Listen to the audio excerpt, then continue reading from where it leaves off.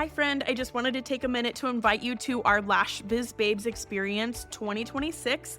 This is a one-day all online event happening on May 2nd, and our theme for the year is going all in. We are shaking things up and doing it differently than anyone ever has before.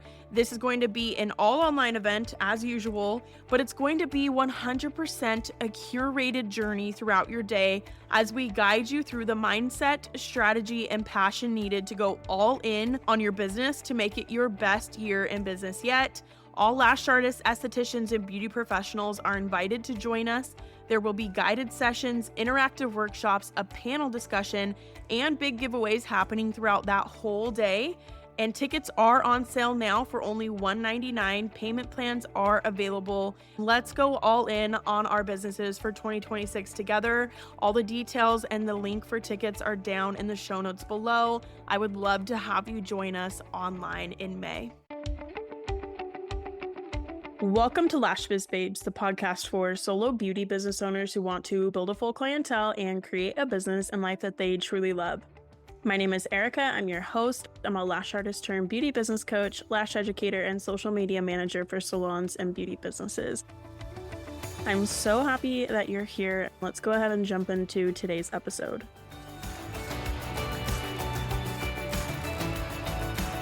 Welcome to this week's episode of Lash Biz Babes. My name is Erica. I'm your host, and this week we are going to be diving a little bit deeper into what I would call like the first phase of your marketing strategies. In a recent episode of the show, we were talking about planning out your marketing strategy and getting the tasks on your calendar to help you achieve your marketing strategy, help you achieve your goals for the year. So if you haven't listened to that episode, definitely get it on your list to go listen to and make sure that you've got that all planned out, because that's going to help you plan your year. And like I said, get your tasks planned out on your calendar.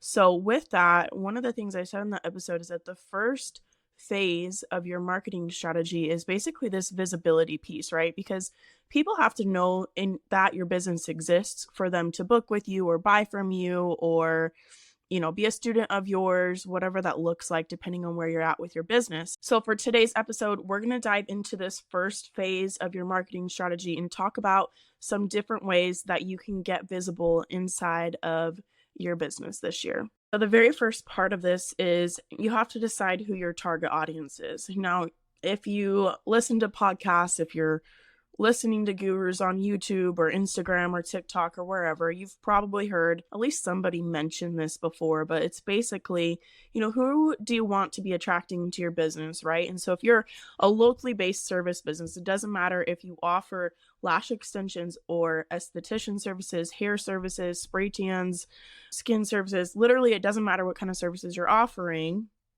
You need local people who are in your area to be able to book with you, right? You're not trying to attract other lash artists or estheticians or hairstylists. You're trying to get people who are in your area because that's who can actually book with you. That's who can actually make you some money, right? So visibility doesn't just have to be on social media. This could be in-person visibility as well. The point of the matter is that the very first part of your marketing strategy is making sure that you are visible and you are getting seen by potential clients who are in your area. So my ideal audience, right? So in my opinion, there's a difference between your target audience and your ideal client, because your ideal clients are willing, ready, and able to afford your services, right? They're interested in beauty services. They can afford the ongoing expense of them. They're your more like picture perfect ideal type. And you might not always get ideal clients booking with you, but you want to think about, who is that ideal client and where are they spending their time? When I was building my lash clientele, I was thinking about in my local area, what are some actual places, physical places in my town that my ideal clients are spending their time at. Maybe your ideal client likes to go to yoga, or they're an outdoorsy person. Maybe they shop at specific grocery stores, frequent certain coffee shops or boutiques in your area. I would even just make yourself a list of like, where are they spending their time? Because this can help you with getting visible in front of them in person and online. This is really going to help you inform your marketing strategy when you know where your ideal clients are spending their time at. So if you know who your ideal clients are and you know where they're spending their time, you can get in front of them online, you can get in front of them in person, and really get this visibility up for your business. Let's talk about some different ways that you can do that. Now, these are just ideas. This doesn't have to be like a set in stone thing. You don't have to do it exactly my way or the ways or ideas that I give you, but you figure out what works best for you. And the point of the matter is that you don't have to do it exactly the same way as somebody else does to be successful, but you do need to have this visibility piece in your marketing strategy so that you can be getting in front of potential clients and ideal clients who are in your area who can actually book with you and actually make you money and actually help you grow your aesthetics or your lash or your beauty business this year. Let's talk about in-person ways first, because why not? With in-person, this can be a lot of like networking events. If you have like Chamber of Commerce events in your area or girls' nights, what else? Like business events or like women empowerment events. Like I just saw like a women's lifestyle expo, the bridal expos, like that type of event can be a really great place to go do a booth at or just go network at, or even just like networking lunches or brunches, dinners, just get togethers with other women, other business owners, other people who are in your area. Because even if you're not directly booking with you after meeting you, it's not like they're going to be like, oh, let me book an appointment right here, right now while we're talking. But you're planting these seeds for them to possibly book with you in the future or for them to refer other people to you. So let me give you an example of this. I went to just like a little simple, I would even say quick. I think I was only there for like an hour and a half last year. It was like a dinner. It was just like a little networking dinner, just like a little get together with some women business owners in my area. And it was a lot of fun. I only knew, I think, like one, maybe two of the people who were going to be there. And it wasn't even like a big event either. I think there might have been a dozen of us at most, if that. So what ended up happening was I didn't go into this with the intent of getting clients out of it or booking clients from it, right? Just went into it with the intent of making connections and meeting other people and just like having a nice, fun sit down dinner with other women business owners, right? And so with that, made some good connections. We had a great night. It was so much fun. I was really glad that I went because I was really nervous and like anxious about it. And I was trying to like talk myself out of going to events like that right beforehand because I'm just get anxiety. But I went, I pushed myself out of my comfort zone and I went. I had a blast. It was a ton of fun. I was really glad that I went. And then what ended up happening was ended up booking one social media management client from that dinner. And then she referred out another one of her friends who ended up booking and signing with us as a social media client. And she signed 3 of her businesses as social media clients for us. And then that first original client also referred another business who signed on 2 of their businesses. And then that original client also referred out another one who was also technically at the dinner as well, who just recently signed on with us as well. So within the last year, that got us 1, 2, 3, 4, 5, 6, 7 different social media management clients. And I haven't added up the total of what the dollar amount that has made us, because I don't know that necessarily matters. But it's probably well over $10,000 or more that we've made from social media management from these clients that we've had. That was just from going to one very small networking dinner with less than a dozen other people at it. Can you imagine if you made it a priority to go to even just one event a month, no matter the size, and really get outside of your comfort zone, push yourself to get out there and just meet other people, right? You don't have to like do anything crazy of like, you don't have to get on stage if you don't want to. You don't have to have a booth if you don't want to, but just push yourself to go shake hands with them, go meet them, get to know people, have a conversation, right? Connect with them, follow each other online, stay in touch afterwards. Can you imagine how that could grow your business if you just did that once a month? even twice a month if you have the availability to, or if there's enough events to do that. And if you're like, well, Erica, there's not events like that in my area, I live in a small town, or we don't have things like that. I bet if you really started looking, you might find that there's more out there than you realize. So start looking around, start poking around, start asking around and see. Look for business groups that are in your area. Like there's like a, what is it? So I live in the Boise, Idaho area. So they have like a Boise Business Babes group, and it's got like over, I think like 8,000 different business owners in it. And it's an incredible place for networking and connecting with other businesses. And there's always events getting posted in there. So look for Facebook groups in your area for business owners. Ask your chamber of commerce, start asking around, like see what events are going on. And if there truly is nothing or not very many, you could also put together a little event. It doesn't have to be anything crazy. It literally could just be getting together for lunch, getting together for dinner. Let's network, let's connect, let's help each other grow this year. Imagine what you could do with your business this year with just getting yourself outside of the box and networking more. This is what I'm pushing my husband to do for his new electrical business right now. And I've been telling him for the last few months, babe, we need to get you to these networking events. Here's this one going on. And he's just like, oh, I think I don't know if he's been a little nervous for it, or, he's hasn't gone to one yet, but he came home this week and was like, hey, there's this basically like an expo happening this weekend with a bunch of different like contractors. It's like a home remodeling expo or something weird like that. Like I was like, oh, that's a thing, but it's gonna have a ton of contractors there and a ton of homeowners there. And he was like, let's go and just go network. Like, let's do it. So I'm really excited to see, even if we don't get any like people booking from it, we don't get any bids from it, we don't get any jobs from it, you're still planting those seeds. And that's important because it's helping you increase your visibility. Other ways of in-person visibility, you could do flyers. You could go take business cards to places that your ideal clients spend time at, right? In my small town, there is social media. Like, yes, there is, but I wouldn't say it's as prevalent because we still have like community boards. We have one grocery store in town and there's a huge community board there. At my gym, there's a huge community board there. You can put business cards up on the boards, you can put flyers up on the boards, and like that's actually like a very thriving way to market yourself in our small town.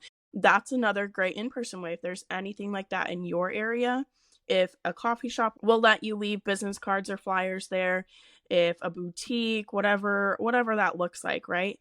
You could also partner or collaborate with other beauty businesses in your area, other local businesses in your area. I think we've talked about this probably multiple times before, but I think it's a good refresh because typically this time of year is a slower time of year for a lot of beauty businesses. So if you aren't as booked and you're kind of freaking out, like, why is it so slow? Whatever.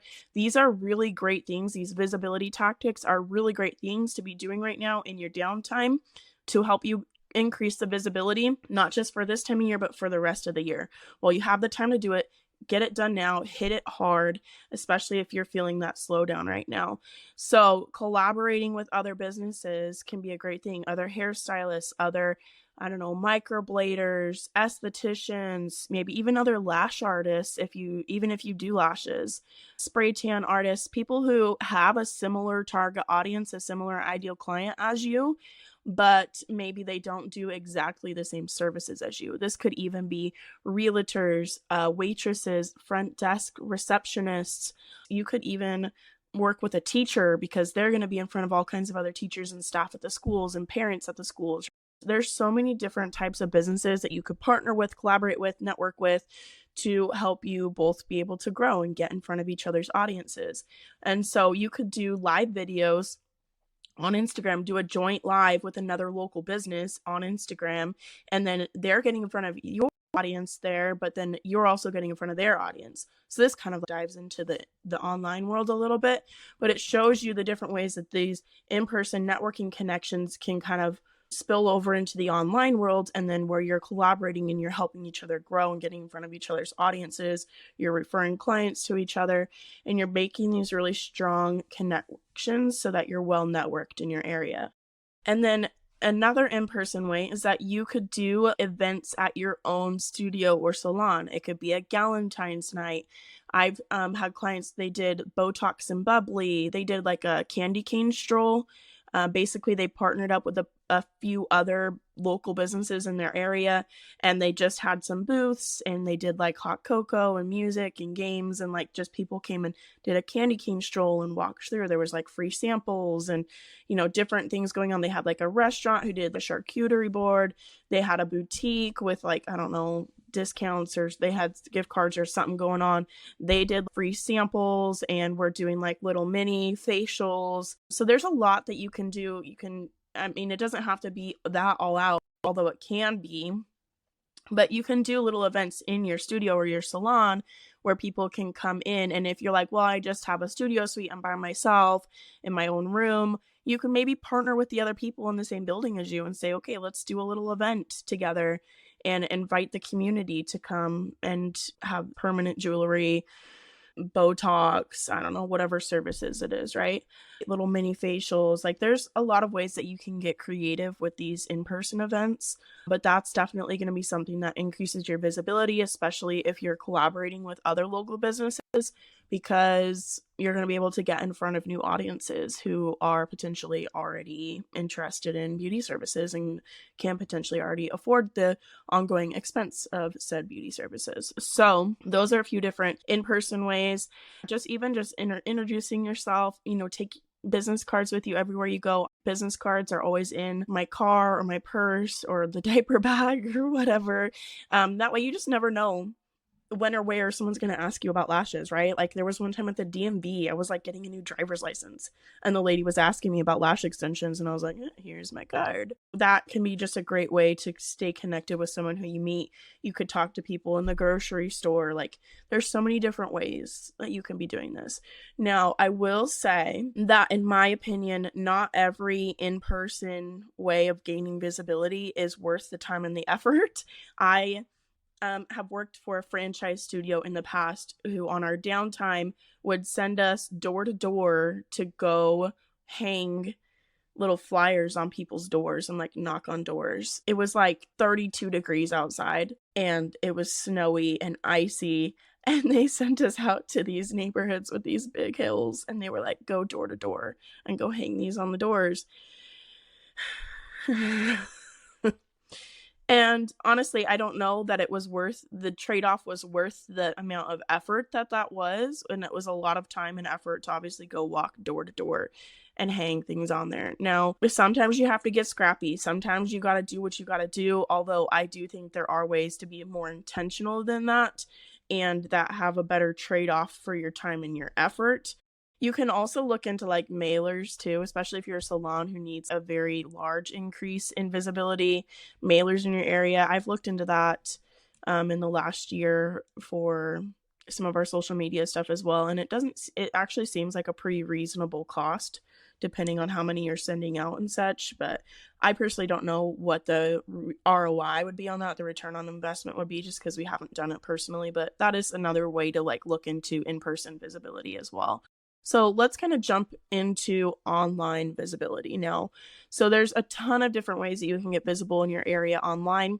One of my favorite ones, other than just like being on Instagram or being on TikTok, being on Facebook, right? Like you have your pages on there, is actually Facebook groups. Like literally, if you give me Facebook groups for any business, I can get you clients from it. And like done, proven. Almost every single client that my husband's done for his electrical business in the last 3 months since he opened was because it was a client I got him from a Facebook group. So it really can be so beneficial for you when you're using them correctly. And this is again another thing where it's like you're not necessarily going to post in these and expect that people are going to book right then and there, although they can and they will sometimes. But you're planting these seeds, you're getting this brand visibility and brand awareness out there. And I think that is just so important, especially this time of year when it can be a little slower. So that way, if and when people are like, oh, I want to get lash extensions for this trip coming up for spring break, right? Then they're like, oh my gosh, I saw that post in that Facebook group. I'm going to go to that girl, or I'm going to look into that girl, right? It really is this visibility piece where you're really planting seeds, you're really getting your name out there. So, local Facebook groups. Now, this works the best in groups that already have conversation happening in them. And I think I've said this maybe even in last week's episode. But like the yard sale groups don't work as well. You're going to be more successful in like the business networking groups, the local community groups that have a conversation happening in them, right? Mom groups. I've been in even just some like women friend groups, like groups intended to make friends in your area, or like hiking groups. There's like hobby groups for your areas and things like those can be great places. And even if you're not directly like posting about your business in these, if you're just active in them, you're just responding to posts and like creating some connections and friendships in these groups.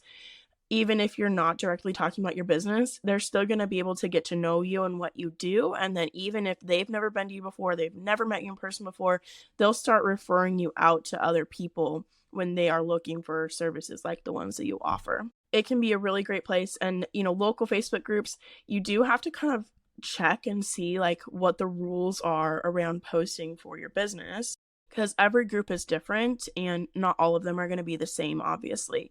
So I usually will go check the rules before I even try and post in a group for a business. But there are a lot who will let you post on like certain days. So like say Mondays or Thursdays or Fridays or whatever.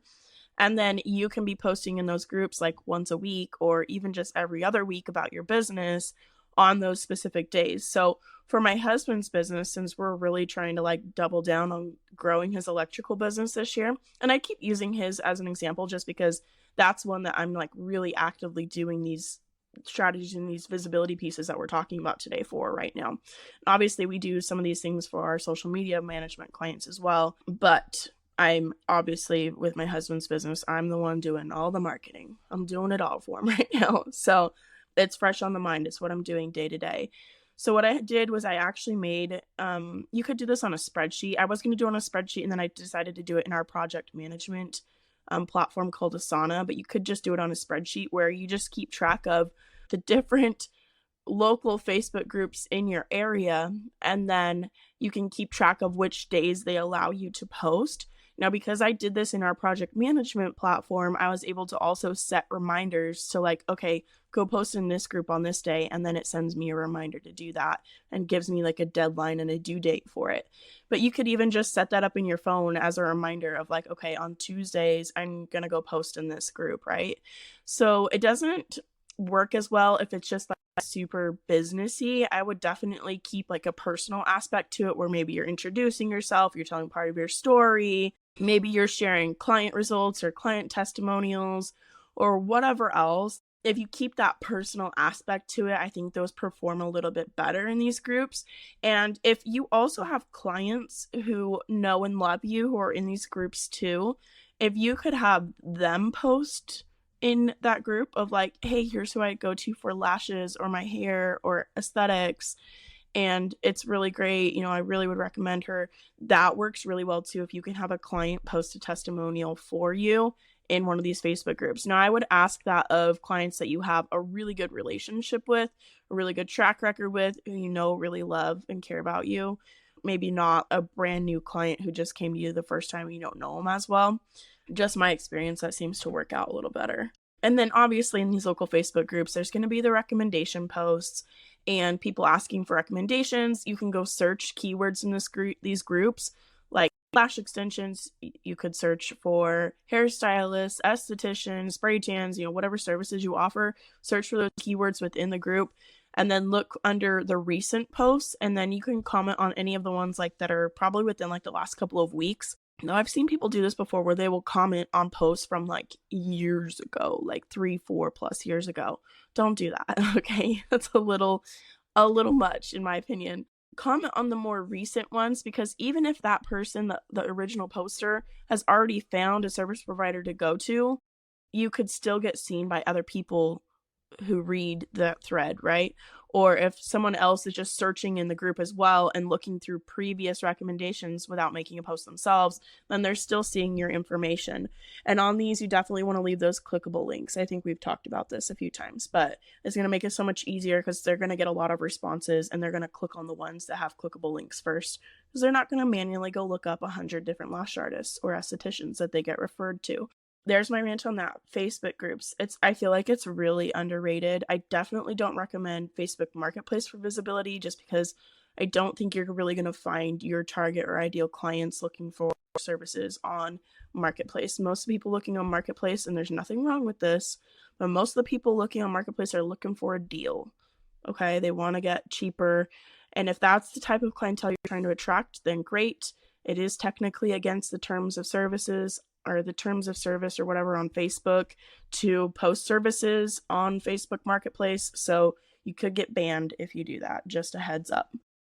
Now, other ways to get visible in your area online.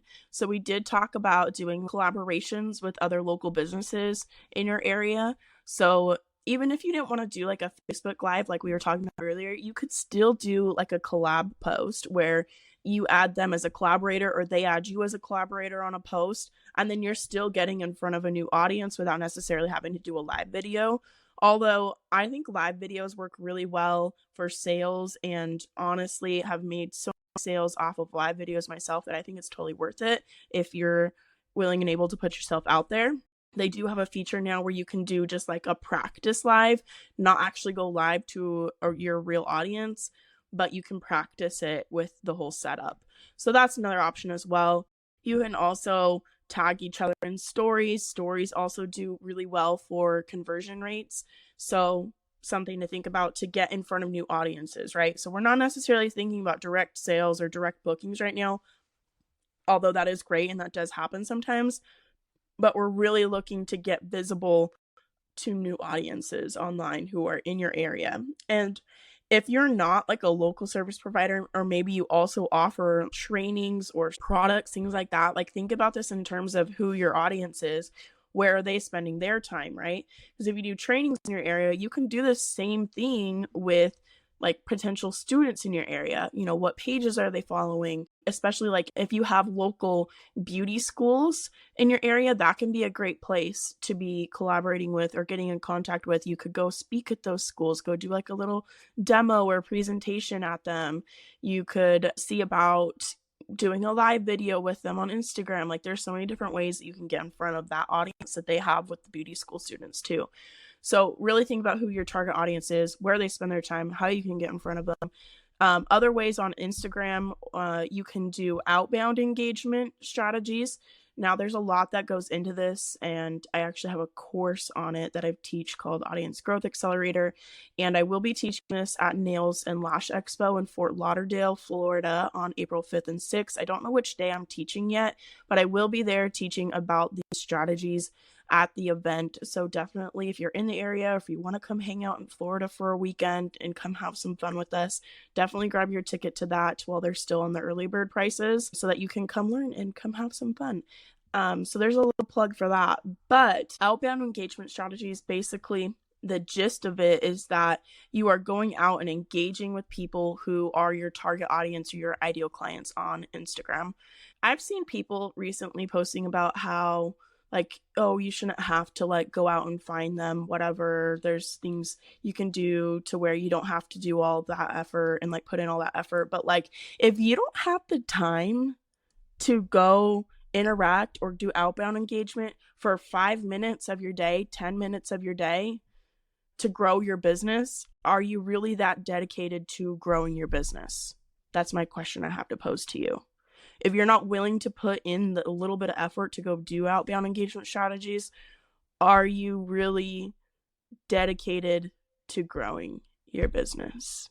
Food for thought for the day, because that's really all it would take. Sure, you can do more. And when I was growing my lash business, I was doing 20 to 30 minutes a day of this because I was like, hell yeah, I'm growing. I need clients. This is working.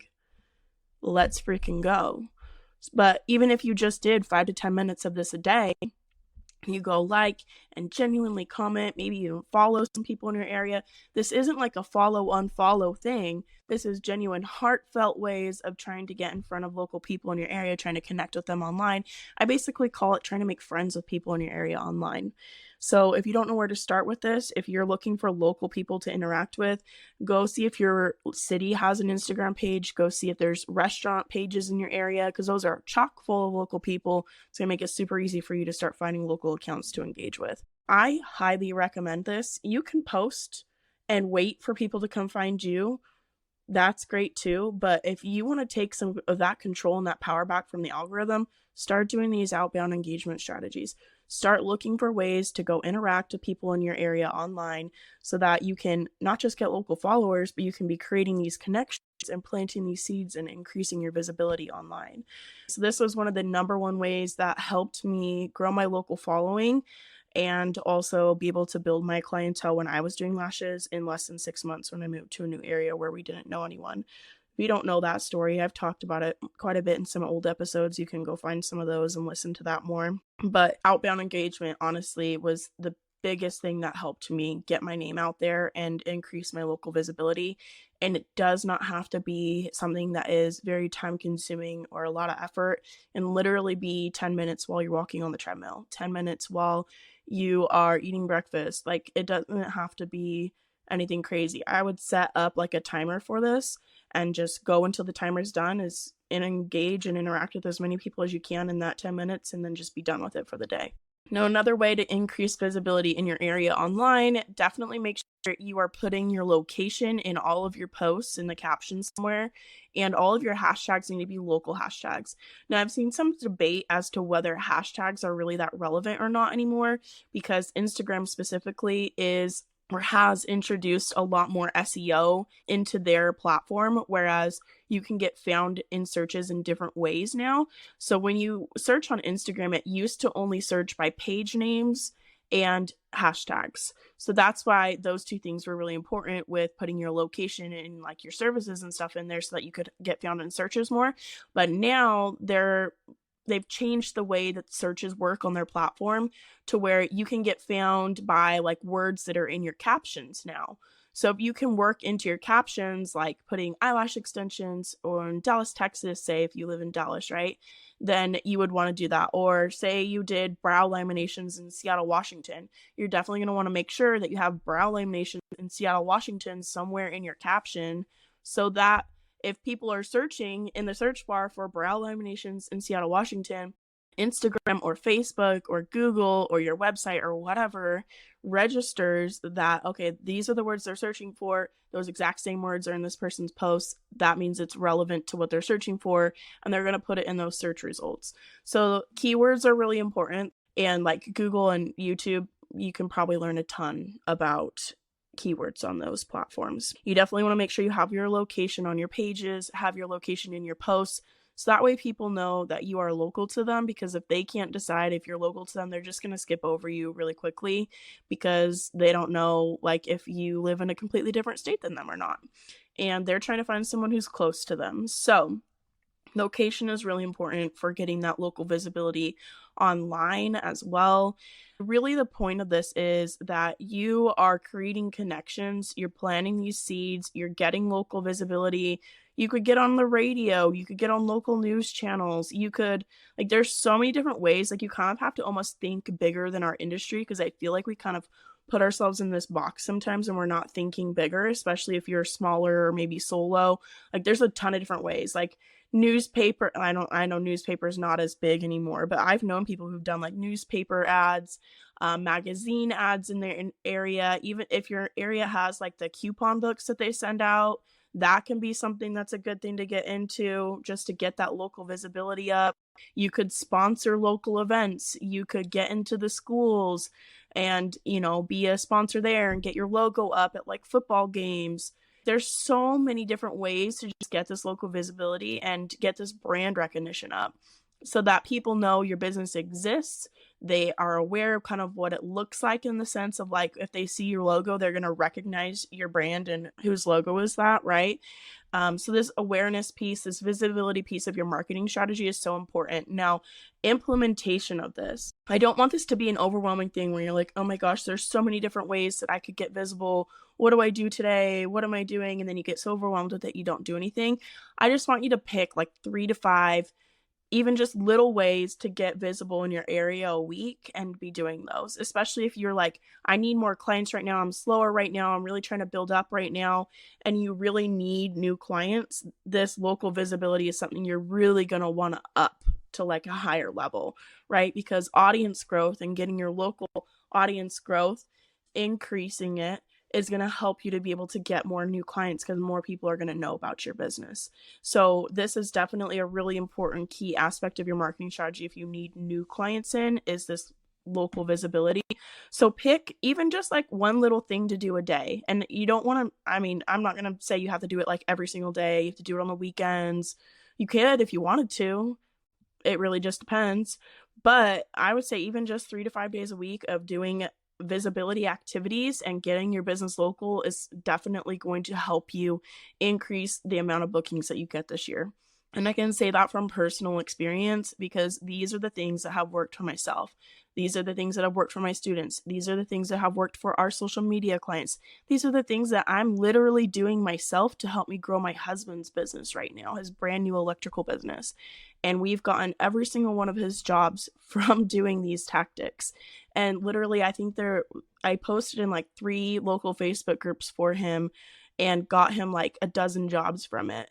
So even though I wasn't directly like intending, of course we wanted to get jobs from it, but I wasn't like going into it with the expectation of getting jobs from it, but still putting it out there. I just wanted to plant those seeds. It still resulted in bookings.